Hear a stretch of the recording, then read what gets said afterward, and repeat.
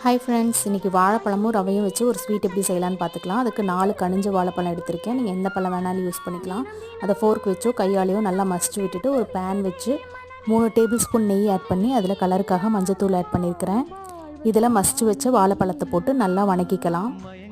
3/4 cup ரவை எடுத்து நம்ம அதில் ஆட் பண்ணிக்கலாம். இதை நல்லா கிளறி வேக வச்சுக்கலாம். 1 கப் பால் ஆட் பண்ணி அதையும் நல்லா கலந்து விட்டுக்கலாம். பேனில் ஒட்டாமல் ஒன்று போல் திரண்டு வரும். அது வரைக்கும் நம்ம கரண்டி வச்சு மிக்ஸ் பண்ணிகிட்டே இருக்கணும். இனிப்புக்காக 1/2 கப் சுகர் ஆட் பண்ணியிருக்கேன். வாழைப்பழத்தில் ஆல்ரெடி இனிப்பு இருக்கும், அதனால் உங்களுக்கு தேவையான சுகர் நீங்கள் ஆட் பண்ணிக்கோங்க. இந்த மாதிரி ஒன்று போல் திரண்டு வர வரைக்கும் இதை கிளறி விட்டுக்கலாம். சூடு ஆறின பின்னாடி சின்ன சின்ன பாலாக உருட்டி ஒரு பேனில் வச்சு நெய் விட்டு ஹை ஃப்ளேமில் வச்சு 2 பக்கமும் ப்ரௌனிஷாக ஆகிற வரைக்கும் திருப்பி போட்டுக்கலாம். இப்போ அருமையான சுவையான பனானா ஸ்வீட் பால்ஸ் ரெடி. சிங்கப்பெண்ணை சேனலை பார்த்துட்ருக்க எல்லாருமே சப்ஸ்கிரைப் பண்ணி சப்போர்ட் பண்ணுங்கள் ஃப்ரெண்ட்ஸ். தேங்க்யூ.